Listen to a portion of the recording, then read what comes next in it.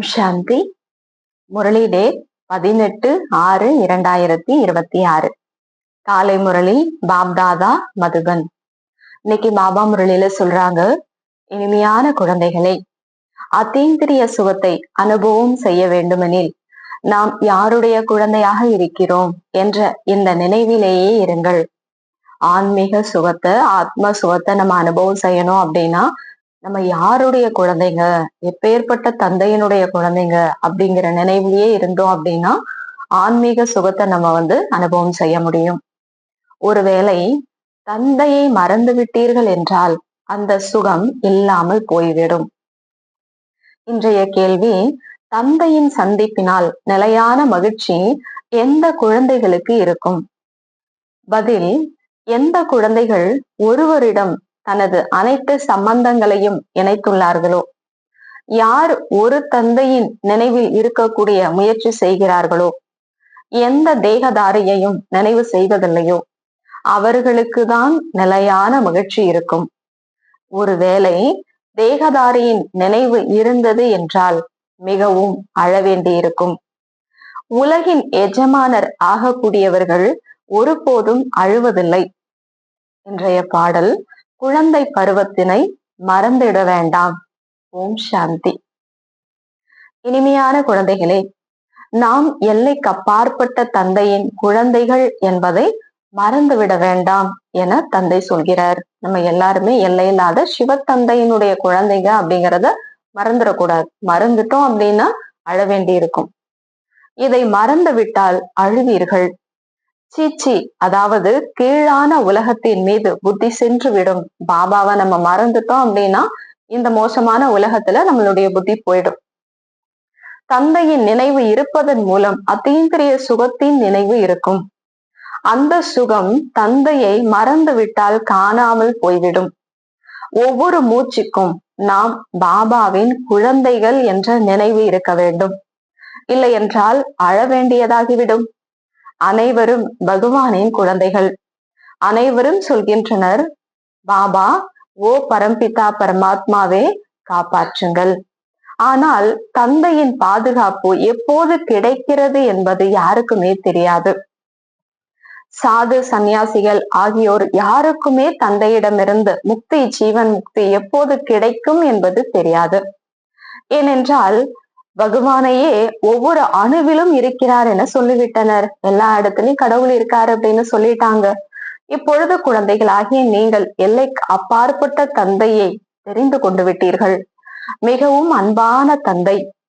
அவரை விட அன்பான பொருள் வேறு எதுவுமே இல்லை.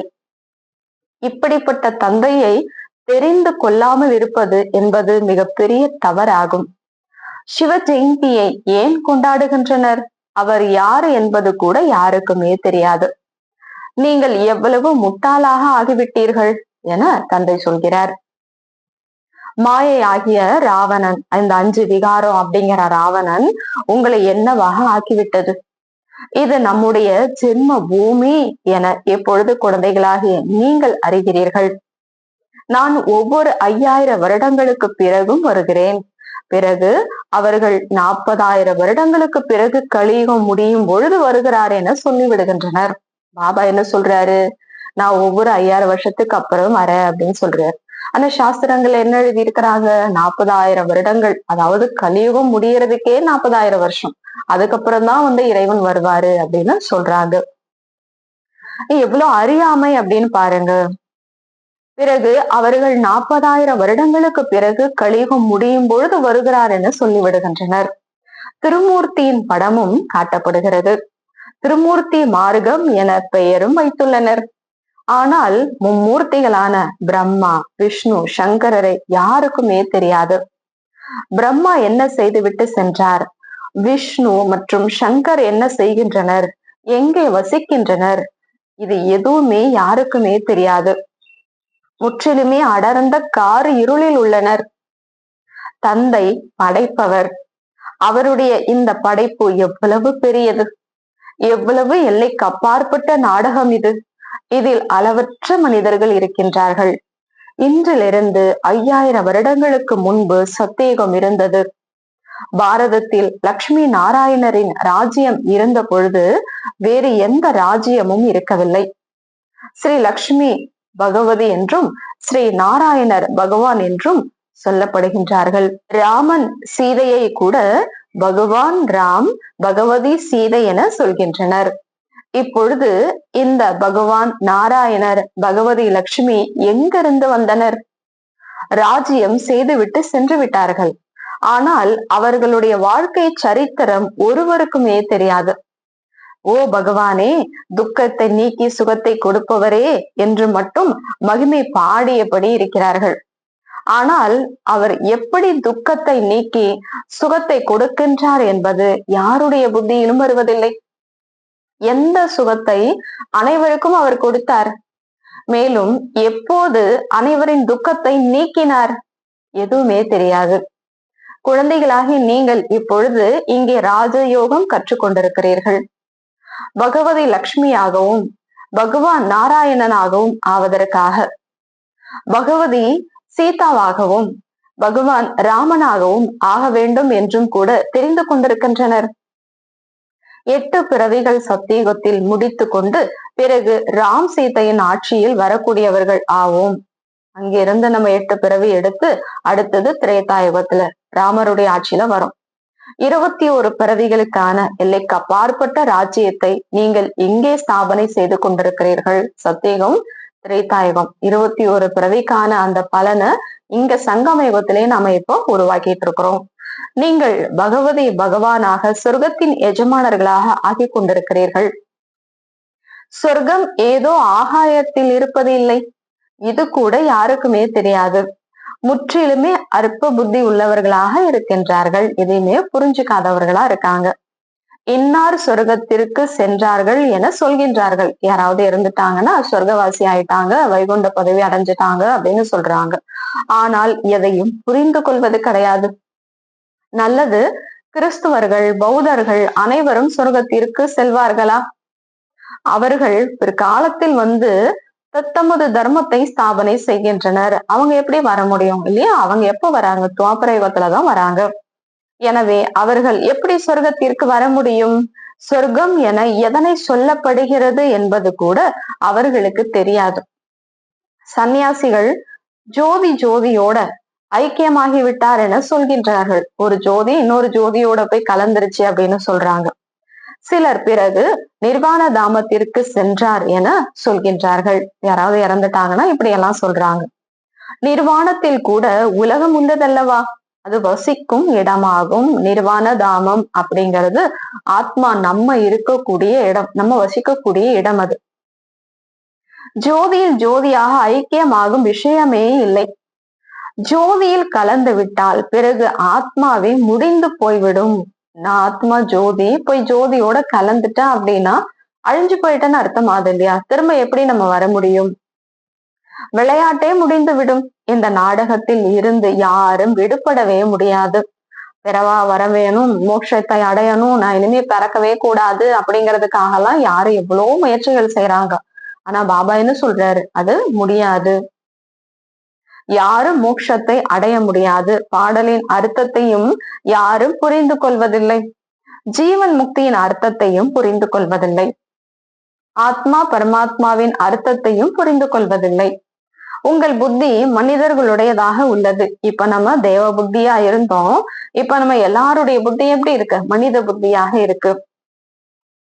அதுவேதான் இந்த தேவதைகளுடையதாக இருந்தது. இப்ப நம்ம மனித ஆத்மாவா மனித புத்தியா இருந்தோம் இல்லையா? இதே புத்தி தான் எப்படி இருந்தது? தெய்வீக புத்தியாக, தேவாத்மானுடைய புத்தியாக இருந்தது என தந்தை சொல்கிறார். சத்தியுகத்தின் தொடக்கத்தில் தேவதைகள் இருந்தனர். அவர்களுடைய ராஜ்யம் 2500 வருடங்கள் நடந்தது. மீதி உள்ளது 2500 வருடங்களின் விஷயம். அதில் மற்ற தர்மங்கள் வருகின்றன. 5000 வருடங்களுக்கு பதிலாக மனிதர்கள் கல்ப மரத்தின் ஆயுளை லட்சக்கணக்கான வருடங்கள் என சொல்லிவிடுகிறார்கள். ஆனால் உங்களுடைய விஷயத்தை புரிந்து கொள்வதற்கும் வரமாட்டார்கள். ஏன் வரமாட்டாங்க?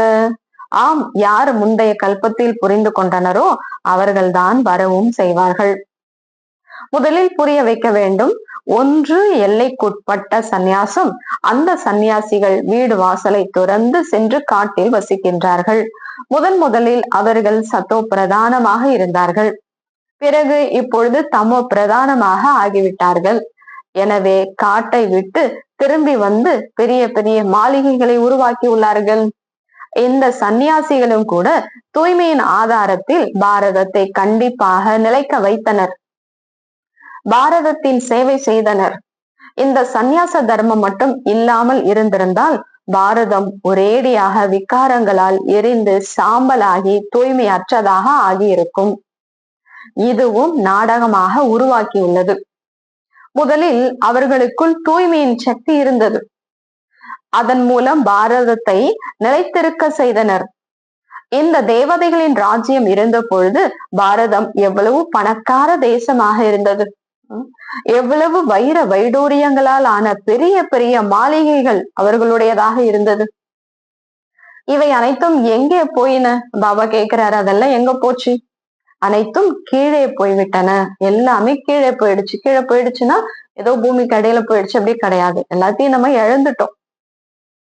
இலங்கையை மற்றும் துவாரகையை பற்றி சொல்லும் பொழுது அவை கடலுக்கு கீழே போய்விட்டன என சொல்கிறார்கள். இப்பொழுது அவை இல்லை. தங்கத்தால் ஆன மாளிகைகள் இருந்தன அல்லவா? சத்தியுகத்துல தங்கத்தால் ஆன மாளிகை எல்லாம் இருந்தது இல்லையா? கோவில்கள் முதலியவைகளில் வைர வைடூரியங்கள் பதிக்க முடியும் பொழுது அங்கே எவ்வளவு செல்வம் இருக்கும். துவாபர யுகத்துல வைர வைடூரியங்களை செஞ்சுதான் என்ன பண்ணிருக்கிறோம்? நம்ம அதால பதிக்கப்பட்டுதான் கோவில்கள் எல்லாம் நம்ம கட்டியிருக்கோம். கோவில்கள்லயே இந்த மாதிரி எல்லாம் நீங்க கட்டியிருக்கும் பொழுது சத்தியுகத்துல இருக்காத என்ன அரண்மனை எல்லாம் அந்த மாதிரி அப்படின்னு பாபா கேட்கிறாரு. குழந்தைகளாகிய உங்களுக்கு எவ்வளவு குஷி இருக்க வேண்டும். நம்ம எப்படிப்பட்ட தர்மத்தை சேர்ந்த ஆத்மாக்கள், இவ்வளவு செல்வமுடையவங்களா இருந்தோம் அப்படின்னு நினைச்சு எவ்வளவு குஷி இருக்கணும். பாபா மீண்டும் வந்து விட்டார். அப்படி நம்மளை உருவாக்கக்கூடிய தந்தை திரும்பவும் வந்துட்டாரு. தந்தையை நினைவு செய்யுங்கள் என சொல்கிறார். என்னை மட்டும் நினைவு செய்யுங்க. ஒருவரை தான் நினைவு செய்ய வேண்டும். அதன் மூலம் பாவக்கர்மங்கள் அழிகின்றன. ஆனால் அவர்கள் மறந்து விடுகிறார்கள். மேலும் தேவதாரிகளின் நினைவு வந்து விடுகிறது. மனிதனுடைய நினைவு வந்துடுது. தேகதாரிகளின் நினைவினால் எந்த லாபமும் கிடையாது. என்னை மட்டும் நினைவு செய்யுங்கள் என தந்தை சொல்கிறார். எந்த தேகதாரியையும் நினைவு செய்யாதீர்கள். அம்மா இறந்தாலும் கூட அல்வா உண்ண வேண்டும். அதாவது என்ன அர்த்தம் அப்படின்னா, அம்மா இறந்தாலும் அந்த ஆத்மாவுக்கு அழிவு இல்லை இல்லையா? அந்த ஆத்மா கூட போய் என்ன பண்ண போறாங்க? இந்த உடலை விட்டுட்டாங்க. அடுத்தது எங்கேயோ ஒரு சின்ன குழந்தையா தானே பிறக்க போறாங்க. அதனால மகிழ்ச்சியா இருங்க. ஒரு நல்ல இடத்துல போய் பிறக்கட்டும் அப்படின்னு மகிழ்ச்சியா இருங்க. துக்கப்படாதீங்கிறாரு. ஒரு தந்தையின் நினைவினால் தான் வருமானம் உள்ளது. நாம் சிவ பாபாவின் குழந்தைகள். அவரிடமிருந்து ஆஸ்தியை பெற வேண்டும். இந்த சமயத்தில் தந்தையை நினைவு செய்யாவிட்டால் பின்னர் வருந்த வேண்டியிருக்கும். டைம் போயிடும் இல்லையா? அப்புறம் பின்னாடி உட்கார்ந்து அழ வேண்டி இருக்கும். வருத்தப்படுவீங்க, அழ வேண்டி இருக்கும். உலகின் எஜமானர் ஆகக்கூடியவர்களுக்கு அழ வேண்டிய அவசியம் என்ன? நீங்க உலகத்துக்கே எஜமானர் ஆக போறீங்க. இப்ப எதை நினைச்சு நீங்க அழணும்?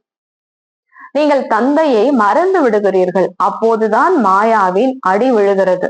ஆகையால் பாபா மீண்டும் மீண்டும் புரிய வைக்கிறார்.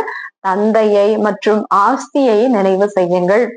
மரணமே இல்லாத பாபா அமரபுரியில் அமர்ந்து ஒரு பார்வதிக்கு மட்டும் கதை சொல்லி இருக்க மாட்டார் இல்லையா?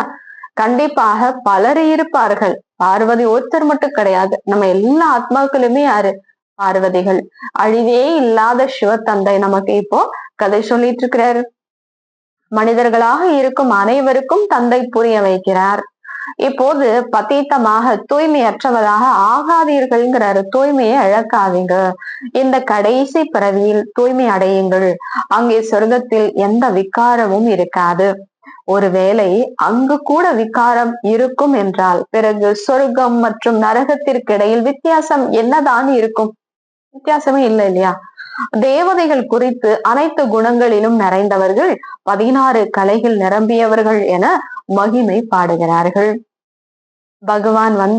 பகவான் பகவதியாக தான் ஆக்குகிறார். பகவானை தவிர வேறு யாராலும் ஆக்க முடியாது. பகவான் ஒருவரே ஆவார். கடவுள் அப்படின்னா ஒரே ஒருத்தர் தான். பகவான் பகவதின் ராஜ்யம் என பாடவும் படுகிறது. அந்த ராஜ்யமே ராஜா ராணியை போல பிரஜைகள் என்ற நிலையில் இருக்கும். எப்படி ராஜா ராணியோ அது போலதான் பிரஜைகள் அப்படிங்கிற நிலையில இருக்கும். யாரு உருவாக்கப்பட்ட ராஜ்யம்? இறைவன் உருவாக்கப்பட்ட ராஜ்யத்துல. ஆனால் பகவான் பகவதி என்று சொல்லப்படுவதில்லை. ஆகையால் ஆதி சனாதனா தேவி தேவதா தர்மம் என சொல்லப்படுகிறது. இது யாருக்குமே தெரியாது. இவருடைய பிரம்மா பாபாவுடைய ஆத்மாவுக்கு கூட தந்தை புரிய வைக்கிறார். சிவபாபா பிரம்மா பாபா அவருக்கு கூட புரிய வைக்கிறார். ஒன்று தந்தையுடையது, மற்றொன்று தாத்தாவுடையது என 2 ஆத்மாக்கள் உள்ளன அல்லவா? அந்த உடல்ல 2 ஆத்மா இருக்கு. ஒண்ணு சிவபாபா, அவரு ஆத்மா தானே, அவரும் இருக்கிறாரு. இன்னொன்னு பிரம்மா பாபா, அந்த ஆத்மாவும் இருக்கு. ஒரு ஆத்மா 84 பிறவிகள் எடுக்கிறது. அந்த உடல்ல இருக்கக்கூடிய 2 ஆத்மால ஒரு ஆத்மா 84 பிறவி எடுக்குது. 84 உடல் இருக்கு. மற்றொரு ஆத்மா மறுபிறவி எடுக்காத ஒரு ஆத்மா. யாரு? சிவபாபா. அவருக்கு ஒரு பிறவி கூட கிடையாது. நேரடியா என்ன செய்யறாரு? பிரம்மா பாபா உடல்ல வராரு. அத பிறவின்னு சொல்ல முடியாது இல்லையா? அது ஒரு தெய்வீகமான பிறவி. மற்றொரு ஆத்மா மறுபிறவிகள் அற்றது. யாரு? அது சிவபாபா. தந்தை ஒருபோதும் பிறவி எடுப்பதில்லை. சிவபாபா ஒருபோதும் பிறவி எடுக்கிறதில்ல. ஒரு முறை மட்டுமே முழு உலகை தூய்மையாக்குவதற்காக நமக்கு ராஜயோகத்தை கற்பிக்கிறார். தந்தை உங்களுக்கு புரிய வைக்கிறார். நான் இவருக்குள் பிரவேசம் செய்துள்ளேன். சிவபாபா சொல்றாரு, நான் இவருடைய உடல்ல இப்ப இறங்கியிருக்கேன். இவர் 84 பிறவிகள் அனுபவித்து வந்தவர். இப்பொழுது இது இவருடைய கடைசி பிறவியாகும். இப்போது நான் நிராகாரமாக இருக்கிறேன் எனும் பொழுது எப்படி குழந்தைகளுக்கு ராஜயோகம் கற்பிப்பது? தூண்டுதலின் மூலம் எதுவுமே நடக்க முடியாது. கிருஷ்ண பகவானுடைய மகா வாக்கியம் என இருக்க முடியாது. அவர் எப்படி வர முடியும்? அவரும் சத்தியுகத்தின் இளவரசர், 16 கலைகளில் நிறைந்தவர். பிறகு திரேதா யுகத்தில் 14 கலைகளில் நிறைந்தவர்கள் இருப்பார்கள். பிறகு துவாபர யுகத்தில் ஸ்ரீகிருஷ்ணரை ஏன் கொண்டு சென்றனர்? அவர் முதலில் சத்தியுகத்தில் வர வேண்டும். தந்தை புரிய வைக்கிறார், முதலில் தந்தையை நினைவு செய்யுங்கள். இல்லாவிட்டால் மாயை ஒரேடியாக அடி கொடுத்து விடும். தொட்டால் சுருங்கி என செடி உள்ளது இல்லையா? அது மாதிரி தொட்ட உடனே சுருங்கி போயிடுது இல்லையா? தொட்டால் சுருங்கி செடி. அது போல கையால் தொட்டாலே இலைகள் சுருங்கிவிடும். உங்களுடைய நிலையும் அப்படிதான் உள்ளது. பாபாவை நினைக்கல அப்படின்னா நீங்க என்ன ஆயிடுவீங்க? தொட்டா சுருங்கி செடி மாதிரி ஆயிடுவீங்கிற. சின்ன பிரச்சனை வந்தாலும் வாடி போயிருவீங்க. இப்போ உங்க நிலை அப்படிதான் இருக்குங்கிறார். தந்தையை நினைவு செய்யாவிட்டால் அவ்வளவுதான் முடிந்தது. குழந்தை பருவத்தை மறந்து விட வேண்டாம் என பாடலிலும் கேட்டீர்கள். குழந்தை பருவம்னா நான் யாருடைய குழந்தை? சிவ தந்தையினுடைய குழந்தை அப்படிங்கிறத ஒரு நாள் நம்ம மறக்கவே கூடாது. தந்தை சொல்கிறார், தந்தையை மறந்து விட்டால் ஏதாவது ஒரு சமயத்தில் மாயாவின் அடி விழுந்து விடும். தந்தை சொல்கிறார், நீங்கள் என்னுடைய குழந்தைகள் அல்லவா? இந்த சரீரம் விஷத்தால் பிறந்தது. அவர்களுக்கு லௌகிக்க இதனுடைய தாய் தந்தையர் உள்ளனர். இந்த உடலுக்கான அம்மா அப்பா இருக்காங்க. இவர் பரலோகிக்க தந்தை. சிவபாபா பரலோகத்துல இருக்கக்கூடிய நம்ம எல்லா ஆத்மாக்களுடைய தந்தையா இருக்காரு. மற்றும் இவர் ஆலோகிக்க தந்தை என சொல்லப்படுகிறார். பிரம்மா பாபா ஆலோகிக்க தந்தை. இவர் பிரம்மா எல்லைக்குட்பட்டவராக இருந்தார். பிறகு எல்லைக்கு அப்பாற்பட்டவராக ஆகிவிட்டார். இப்பொழுது பாருங்கள், இந்த லௌகிக்க குழந்தை நிர்மல் சாந்தா அமர்ந்திருக்கிறார். பிரம்மா பாபாவுக்கு நிர்மல் சாந்தா தாதி பொண்ணு இல்லையா? லௌகிக்க குழந்தையா இருக்காங்க. இவர் லௌகிக்கமானவரும் கூட ஆலோகிக்கமானவரும் பார்லோகிக்கமானவரும் கூட ஆவார். ஏன்னா ஆத்மா அப்படின்னு வரும்பொழுது எல்லாருமே பார்லோகிக்கமானவர்கள். மற்றபடி சிவபாபாவின் சகோதரன் சகோதரி என யாருமே இல்லை. பிரம்மா பாபாவுக்கு பொண்ணு எல்லாமே இருக்காங்க. ஆனா சிவபாபாவுக்கு சகோதரன் சகோதரி அப்படி எல்லாம் யாருமே கிடையாது. லௌகிக்கத்திலும் இல்லை, ஆலோகிக்கத்திலும் இல்லை, பார்லோகிக்கத்திலும் இல்லை. எவ்வளவு வித்தியாசம் உள்ளது! ஒரு தந்தை உடையவராக ஆவது சித்தி வீடு போல அல்ல. சாதாரண விஷயம் கிடையாது. ஒரு சிவபாபா தான் எனக்கு அப்படின்னு இருக்கிறதுக்கு. இப்படிப்பட்ட தந்தையிடம் சம்பந்தத்தை இணைப்பது என்பது சமயம் தேவைப்படுகிறது. சிவபாபாவின் நினைவில் இருப்பது என்பது மிகவும் முயற்சிக்க வேண்டிய விஷயம். 50 வருடங்களுக்கு மேலாக இருக்கக்கூடிய பலரும் கூட முழு நாளும் சிவபாபாவை நினைவு செய்வதில்லை. இப்படிப்பட்டவர்களும் இருக்கின்றனர். மற்ற அனைவரையும் மறந்து ஒருவரை நினைவு செய்வது என்பது மிக மிக உழைக்க வேண்டிய விஷயம். சிலர் 1% நினைவு செய்கின்றனர், சிலர் 2%, சிலர் 0.5% கூட நினைவு செய்வது கடினமாக உள்ளது. இது மிகப்பெரிய லட்சியமாகும். பாபாவை நேரமும் நினைச்சுட்டே இருக்கிறது தான் நம்மளுடைய லட்சியம். ஆக தந்தை புரிய வைக்கிறார், குழந்தை பருவத்தினை மறந்திட வேண்டாம். தந்தையிடமிருந்து சொர்க்கத்தின் ஆஸ்தி கிடைக்கிறது. நாம் வாழ்ந்தபடியே இறந்து தந்தையினுடையவராக வந்து ஆகி உள்ளோம். புதிய உலகத்திற்கு செல்வதற்காக. ஆக உங்களுக்கு நிலையான குஷி இருக்க வேண்டும். ஓஹோ, நாம் இரட்டை கிரீடதாரிகள் ஆக போகிறோம். சத்தியுகத்தில் இந்த தேவதைகளை 16 கலைகள் நிறைந்தவர்கள், 14 கலைகள் நிறைந்தவர்கள் என ஏன் சொல்கிறோம் என மனிதர்களுக்கு தெரியாது. இந்த பக்தி மார்க்கத்தின் சாஸ்திரங்கள் மீண்டும் உருவாகும். இந்த ஹடயோகம், தீர்த்த யாத்திரை எல்லாமே அனைத்தும் மீண்டும் நடக்கும். ஆனால் இவைகளால் என்ன ஆக போகிறது? சொர்க்கத்திற்கு போவார்களா என்ன? இல்லை. பலர் மந்திர தந்திரங்களின் மூலம் காரியங்களை செய்கின்றார்கள். மந்திரவாதிகள் நிறைய பேர் உள்ளனர். ஆயிரக்கணக்கான மனிதர்கள் அவர்களின் பின்னால் இருக்கிறார்கள். மந்திர தந்திரங்களின் மூலம் பலரும் கடிகார முதலியவை பொருட்களை வெளிப்படுத்துகிறார்கள். அந்த மந்திர தந்திரத்தின் மூலமா கையிலிருந்து ஏதோ பொருள் எல்லாம் வெளிக்கொண்டு வராங்க. இவை அனைத்தும் அல்ப காலத்திற்கானதாகும் என்று புரிந்து கொள்வதில்லை. எல்லாமே முடிய போது அப்படின்னு யாருமே புரிஞ்சுக்கிறது இல்லை. இதில் மிகவும் உழைக்க வேண்டி உள்ளது. இதுல இருந்தெல்லாம் புத்திய விலக்கி ஒரு சுபாவாதான் அப்படின்னு கொண்டு வர்றதுல நிறைய முயற்சி செய்யணும். இந்த மந்திர தந்திரங்களை கற்பதற்காகவும் புத்தகங்கள் இருக்கிறது. எவ்வளவு லட்சக்கணக்கான மனிதர்கள் அவர்களுக்கு பின்னால் ஓடுகிறார்கள். நமக்கு பாபாவிடமிருந்து சொர்க்கத்தின் ஆஸ்தி கிடைக்கிறது என்பதை நீங்கள் அறிவீர்கள். இந்த கண்களால் பார்க்கக்கூடிய எதுவுமே இருக்க போவதில்லை. நீங்கள் அஷரீரியாக வந்திருக்கிறீர்கள். பிறகு ஷரீரத்துடன் நடிப்பை நடிக்கிறீர்கள். ஒருவேளை 84 லட்சத்தின் கணக்கு சொல்ல வேண்டும் என்றால் 12 மாதங்கள் ஆகிவிடும். இப்போ ஒரு செகண்ட்ல ஜீவன் முக்திய பாபா நமக்கு கொடுத்துடுறாரு. 84 லட்சம் பிறவி நம்ம ஆத்மா எடுக்கிறோம் அப்படின்னா அதனுடைய கணக்கை சொல்லணும்னா இவ்வளவு காலம் ஆகும். சாத்தியமே இல்லைங்கிறார். 84 பிறவிகளின் கணக்கை சொல்வது முற்றிலும் சகஜம். நீங்கள் 84 பிறவிகளின் சக்கரத்தில் சுற்றியபடி இருக்கிறீர்கள். சூரிய வம்சத்தில் இருந்தால் சந்திர வம்சத்தினர் இல்லை. சூரிய வம்சம் இருக்கும் பொழுது சந்திர வம்சம் இருக்காது. இப்ப காலை இருக்கு அப்படின்னா இரவு இருக்காது இல்லையா? அது மாதிரிதான் சூரிய வம்சம் இருக்கும் பொழுது சந்திர வம்சத்துல இருக்கிறவங்க இருக்க மாட்டாங்க. சூரிய வம்சத்தின் குலம் முடிந்து பின் சந்திர வம்சம் இப்படி மாறி வந்தீர்கள். நாம் பிராமண வம்சத்தினர், பிறகு தேவதா வம்சத்தினராக ஆக வேண்டும். ஆகையால் நாம் படிப்பை படித்து கொண்டிருக்கிறோம். பிறகு ஏனியில் இறங்கி இறங்கி வைசிய சூத்ர வம்சமாக ஆக போகிறோம். இப்போது தனது 84 பிறவிகளின் நினைவு வந்து உள்ளது. இந்த சக்கரத்தையும் நினைவு செய்ய வேண்டும்.